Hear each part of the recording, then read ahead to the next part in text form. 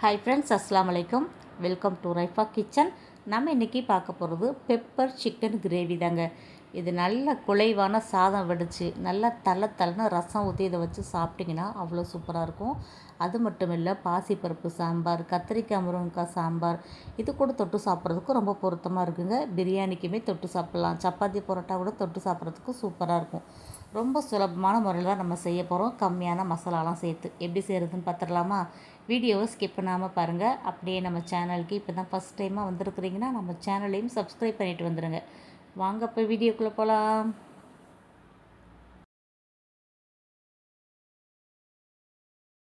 இப்போது அடுப்பு பற்ற வச்சுட்டு நல்லா ஒரு அகலமான பாத்திரம் வச்சுக்கோங்க. பாத்திரம் சூடானதும் எண்ணெய் சேர்த்துக்கோங்க. எண்ணெய் நல்லா சூடானதுக்கப்புறம் 2 பெரிய வெங்காயத்தை மெல்லிசாக நான் கட் பண்ணி வச்சுருக்கேன், அதை சேர்த்துக்கோங்க. சின்ன வெங்காயம் சேர்த்திங்கன்னா இன்னுமே சூப்பராக இருக்கும். என்கிட்ட இல்லாததுனால நான் பெரிய வெங்காயம் சேர்த்துக்கிறேன். இப்போ இந்த வெங்காயத்தை நம்ம நல்லா வதக்கி விட்டுறலாம். வெங்காயம் நல்லா கலர் மாறணும், அப்போ தான் இந்த ரெசிபி வந்து நல்லா டேஸ்ட்டாக இருக்கும். இப்போ இது கூட பார்த்திங்கன்னா ஒரு 1 1/4 ஸ்பூன் அளவுக்கு இஞ்சி பூண்டு விழுது சேர்த்துக்கோங்க. அதையுமே நல்லா பச்சை வாடை போக வதக்கிக்கோங்க. நீங்கள் சிம்மிலே வச்சு வதக்குங்க, அப்போ தான் நல்லா நமக்கு பச்சை வாடை போக நல்லா இஞ்சி பூண்டுலாம் நல்லா வெந்து வரும். இப்போ இது கூடவே 2 மிளகாய் வத்தலை கிள்ளிட்டு சேர்த்துக்கோங்க. இது நல்லா டேஸ்ட்டாக இருக்கும். இது கூட ஒரு 1/4 டீஸ்பூன் அளவுக்கு மட்டும் தனி மிளகாய் தூள் சேர்த்துக்கோங்க. ஏன்னா நம்ம காரத்துக்கு மிளகுத்தூள் தான் நிறைய சேர்க்க போகிறோம். இப்போ இந்த மிளகாய் தூளை சேர்த்துட்டு நல்லா எண்ணெயிலே கொஞ்சம் நேரம் நல்லா வதக்கி விட்டுறலாம். இப்போ இது கூட பார்த்திங்கன்னா ஒரு ஸ்பூன் அளவுக்கு கரம் மசாலா தூள், நான் வந்து 1/2 கிலோ சிக்கன் எடுத்திருக்கேன், அதுக்கு நான் சேர்த்துருக்க பொருட்கள் எல்லாமே கரெக்டாக இருக்கும். இப்போ கரம் மசாலாவையும் சேர்த்துட்டு நல்லா எண்ணெயில் வதக்கி விட்டுருங்க. இது கூட நம்ம சுத்தம் பண்ணி வச்சுருக்க சிக்கனையும் சேர்த்துலாம். சிக்கன் வந்து நல்லா மஞ்சத்தூள் போட்டு வாஷ் பண்ணிவிட்டு இப்போ இதை கூட சேர்த்துருங்க. 2 மீடியம் சைஸ் தக்காளி வந்து நான் கட் பண்ணி வச்சுருக்கேன், அதை இது கூட சேர்த்துடலாம். பெரிய தக்காளியாக இருந்தால் 1 மட்டும் சேர்த்துக்கோங்க. இப்போ நம்ம இந்த ஒவ்வொரு மசாலாவாக சேர்த்து வதக்கிற வரைக்கும் இறக்க வரைக்கும் பார்த்திங்கன்னா அடுப்பு வந்து சிம்மிலேயே தான் இருக்கணும். அப்போ தான் சிக்கனில் இருக்கிற தண்ணியெல்லாம் பிரிஞ்சு வந்து நல்லா அந்த மசாலாலாம் நமக்கு ஒட்டி வெந்து வர்றதுக்கு கரெக்டாக இருக்கும். இப்போ இது கூட ஒரு 1/2 டீஸ்பூன் அளவுக்கு மஞ்சள் தூள் சேர்த்துக்கலாம். சேர்த்துட்டு இதையும் நல்லா கலந்து விட்டுருங்க. இப்போ கொஞ்சமாக நம்ம தண்ணி சேர்த்துக்கலாம். ஒரு 1/4 டம்ளர் மட்டும் தண்ணி சேர்த்துக்கோங்க. சேர்த்துட்டு சிக்கனுக்கு தேவையான அளவுக்கு உப்பு சேர்த்துருங்க. சேர்த்துட்டு மூடி போட்டு இதை நல்லா வேக விட்டுருங்க.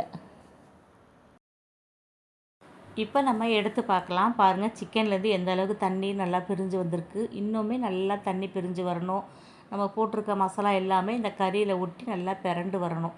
அப்போ தான் இந்த ரெசிபி வந்து பார்க்குறதுக்கும் நல்லாயிருக்கும், சாப்பிட்றதுக்கும் நல்லாயிருக்கும். இப்போ நான் எடுத்து செக் பண்ணி பார்க்குறேன். கறி வந்து இன்னும் கொஞ்சம் நேரம் வேகணும், அதனால் நல்லா மறுபடியும் பிரட்டி விட்டுக்கோங்க. இப்போ இது கூட பார்த்திங்கன்னா மிளகு ஜீரகத்தூள் வந்து நான் ஒரு 2 ஸ்பூன் அளவுக்கு சேர்த்துருக்கேன், சேர்த்துக்கோங்க. நம்ம லாஸ்ட்டாகவும் கொஞ்சம் சேர்க்கணும், இப்போயும் கொஞ்சம் சேர்த்துக்கலாம். இதை சேர்த்துட்டு கொஞ்சம் உப்பு பத்தாமல் இருக்குது, அதையும் நான் சேர்த்துட்றேன். சேர்த்துட்டு ஒரு கொத்து கருவேப்பிலை இது கூட சேர்த்துருங்க. சேர்த்துட்டு நல்லா பரட்டி விட்டு மறுபடியும் அடுப்பில் சிம்மிலே வைங்க. இந்த கருவேப்பிலை சேர்த்து வேகும்போது இந்த சிக்கனோட மனமே அவ்வளோ சூப்பராக இருக்குங்க. இப்போ வந்து இதை நல்லா பிரட்டி விட்டுடலாம். நம்ம வந்து இதில் ரொம்ப அதிகமான மசாலாலாம் சேர்க்கலை, இஞ்சி பூண்டும் கம்மியாக தான் சேர்த்துருக்கோம். மிளகாய்த்தூள், மிளகுத்தூள், வரமிளகாத்தூள், கொஞ்சமாக கரம் மசாலா தூள் சேர்த்துருக்கோம். அவ்வளோ டேஸ்ட்டாக இருக்குங்க. இந்த பட்டை வத்தலும் இந்த கருவேப்பிலையும் சேர்ந்து இது வேகும்போது அவ்வளோ சூப்பராக இருக்கும். இப்போ பாருங்கள், நல்லா பிரட்டி விட்டுட்டேன்.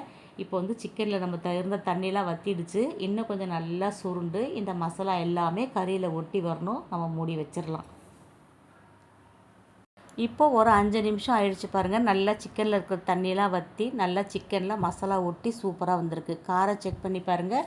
பத்தலைன்னா மிளகுத்தூள் சேர்த்துக்கோங்க. எனக்கு வந்து காரம் எல்லாமே கரெக்டாக இருக்குது. நல்லா சிக்கனு வெந்து நல்லா மசாலா ஒட்டி சூப்பராக இருக்குங்க. இது அப்படியே நம்ம பிரியாணி கூட தான் வச்சு சாப்பிட போகிறோம். கடைசியாக மல்லித்தழை தூவி அரைக்கிக்கோங்க. அவ்வளோதான், சிக்கன் மிளகு வறுவல் நமக்கு தயாராகிடுச்சு. கண்டிப்பாக இந்த ரெசிபி உங்களுக்கு பிடிச்சிருக்குன்னு நினைக்கிறேங்க. பிடிச்சிருந்தா நீங்களும் இதே மாதிரி செஞ்சு பாருங்கள்.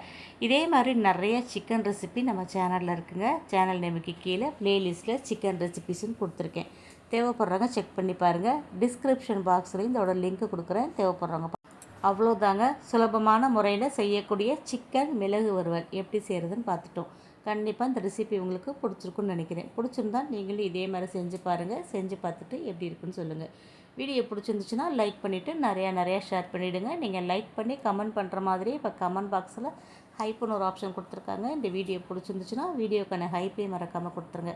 சேனலை சப்ஸ்கிரைப் பண்ணாமல் பார்த்துட்டு இருந்தீங்கன்னா அப்படியே சப்ஸ்கிரைப் பண்ணிவிடுங்க. இன்ஷா அல்லாஹ் இன்னொரு வீடியோவில் பார்க்கலாம். Bye friends. அஸ்ஸலாமு அலைக்கும்.